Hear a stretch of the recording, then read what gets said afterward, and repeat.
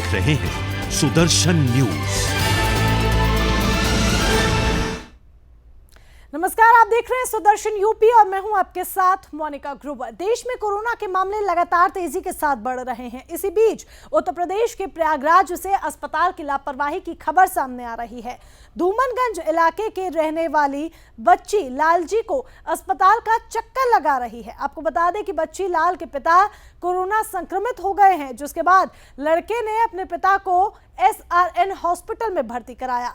एक दिन जब बच्ची लाल ने अपने पिताजी से मिलने की बात रखी तो अस्पताल के स्टाफ ने किसी दूसरे पेशेंट को सामने लाकर खड़ा कर दिया। फिर बच्ची लाल ने कहा कि ये मेरे पिताजी ही नहीं हैं, जिसके बाद पीड़ित ने SRN के अधीक्षक के पास पहुंचकर वहां पर शिकायत की। वहां पर भी बच्ची लाल के पिताजी का कहीं पर भी नाम दर्ज नहीं मिला। उसके बाद पीड़ित ने जब रजिस्टर चेक किया तो रजिस्टर में 17 तारीख को उनके पिताजी का डेथ सर्टिफिकेट चिपका दिया गया था, जिनके हाथों में फिर दे दिया गया। अब इस पूरे मामले को देखने के बाद सबसे बड़ा सवाल उठता है कि बच्चीलाल के पिता की डेड बॉडी का आखिर हुआ क्या? वो अगर मर गए हैं, उनकी मृत्यु हो चुकी है, तो आखिर उनका शव है कहां? यह हॉस्पिटल प्रशासन इस बात का जवाब दे ही नहीं पा रहा कि आखिरकार उनकी डेड बॉडी गई तो गई कहां। इससे साफ जाहिर होता है कि आखिरकार अस्पताल कितनी बड़ी लापरवाही के साथ काम कर रहा है। स्वरूप रानी हॉस्पिटल में विंग बी में फर्स्ट फ्लोर में बेड नंबर 37 पर भर्ती कर दिया। इसके बाद जो है 13, 14, 15 3 दिन में लगातार गया, उनके दर्शन किया, देखता रहा कि हाँ ये भर्ती हैं हमारे पिताजी, डिप लगी थी। इसके बाद जो है 16 को गया, 16 को नहीं दिखाई पड़े। मैंने उनसे पूछा कि मेरे पिताजी श्री मोतीलाल जी यहाँ भर्ती थे, जिनकी उम्र 82 साल थी, वो कहाँ गए? तो उन्होंने कहा मोतीलाल जी को हमने बेड नंबर 9 पे उसी फ्लोर पर शिफ्ट कर दिया। अगली खबर मुरादाबाद से है, जहां तीसरे चरण के पंचायत चुनाव के लिए मतदान शुरू हो चुका है। आपको बता दें कि 8 ब्लॉक के 875 मतदान केंद्रों पर 2437 बूथ बने हुए हैं, जहां पर ग्रामीण मतदान कर रहे हैं। दरअसल इस बार कई बूथ ऐसे भी हैं जहां सुरक्षा को लेकर पुलिस प्रशासन ने CCTV कैमरा लगाया है। आपको बता दें कि यहाँ पर शांतिपूर्ण तरीके से मतदान संपन्न कराने के लिए भारी पुलिस बल को मतदान केंद्रों पर लगाया गया है। वह इस बार मतदान कर्मचारियों को मतदान कराने की जिम्मेदारी दी गई है। खैर, अब देख रहे दिलचस्प होगा कि आखिर मुरादाबाद में जीत किस पार्टी को मिलती है।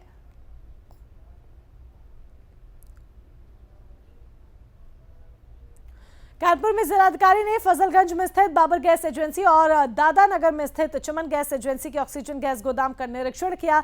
निरीक्षण के दौरान जिलाधिकारी ने यहां की व्यवस्था के विषय में जानकारी ली। वहीं जिलाधिकारी ने वहां मौजूद लोगों से पूछा कि ऑक्सीजन गैस के लिए किसी से ओवरचार्ज तो नहीं लिया जा रहा। साथ ही जिलाधिकारी ने मजिस्ट्रेट को निर्देशित किया कि यहाँ लोगों को असुविधा ना हो, इस बात का विशेष ध्यान रखा जाए। साथ ही जिलाधिकारी ने मजिस्ट्रेट को निर्देश देते हुए यह भी कहा कि ऑक्सीजन गैस की कालाबाजारी जारी करने वालों के खिलाफ कठोर से कठोर कार्रवाई की जाएगी। उधर बिजनौर के धामपुर कस्बे की स्टेट बैंक कॉलोनी से एक हैरान कर देने वाला मामला सामने आया है। आपको बता दें कि कॉलोनी में रहने वाले विकास कुमार शर्मा की माता श्रीमती शीला शर्मा का आज निधन हो गया, लेकिन कोरोना के भय और लॉकडाउन के चलते न कोई रिश्तेदार न ही कोई सगा संबंधी कंधा देने के लिए उनके घर पर पहुंचा। जैसे ही इसकी जानकारी पुलिस अधीक्षक डॉक्टर धर्मवीर सिंह को मिली, उसके बाद पुलिस अधीक्षक ने अपनी पुलिस टीम को साथ अंतिम संस्कार कराने के आदेश दिए, जिस पर पुलिस ने मानवता का परिचय देते हुए मृतक महिला के शव का अंतिम संस्कार करवाया।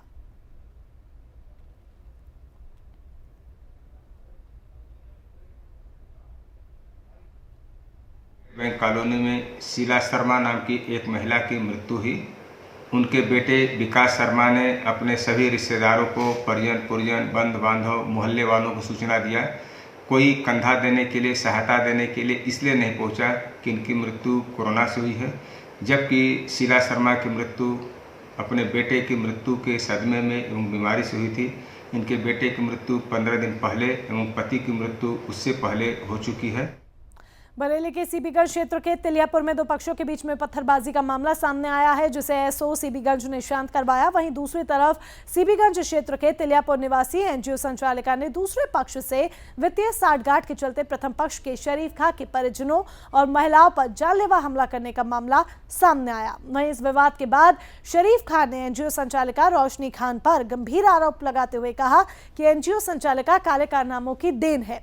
साथ ही शरीफ खान ने कहा कि एनजीओ संचालिका ने अपने निजी स्वार्थ के लिए मेरे परिवार पर लाठी डंडों और लोहे की रॉड मारकर गंभीर रूप से उसे घायल कर दिया। फिलहाल इस मामले में पुलिस ने मामला दर्ज कर लिया है और आगे की जांच पड़ताल में जुटी हुई है। कल विवाद हुआ था, आधे ईंटें इन्होंने बरसाए थे, कल विवाद खत्म कर दिया गया था। उसके बाद शाम को रोशनी खान आई हमारे यहाँ। ये रोशनी खान कौन है? हमारे गांव की एक सदस्य हैं। उन्होंने प्रधानी का इलेक्शन भी लड़ा है। तो गांव की हमारी सदस्य हैं, रोशनी खान आई हमारे घर पे। बोली ठीक है, न्यायालय में मुकदमा चल रहा है, उस तक आप लोग रुके रहो, ऐसा जैसा कुछ होगा उसके बाद में देखा जाएगा। हमने की देख रही हैं आप, हम किसी से लड़ाई लड़ते नहीं हैं, हम इस काबिल हैं नहीं, हमारे हाथ पर बेकार हैं, कमजोरी हालत है हमारी, हम लड़ाई के काबिल हैं। और इसके साथ फिलहाल के लिए बस इतना ही, लेकिन राज्य की तमाम अहम खबरों के लिए आप जुड़े रहें सुदर्शन यूपी के साथ। जय हिंद।